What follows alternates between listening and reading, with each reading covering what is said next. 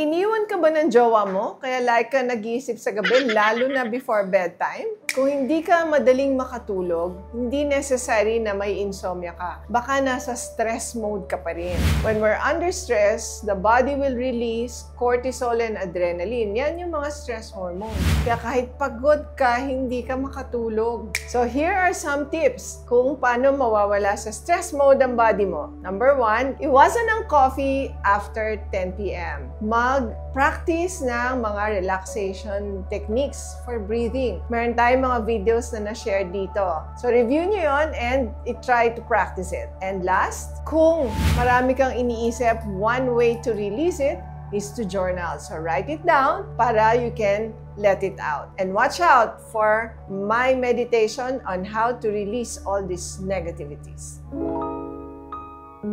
Ask Dina.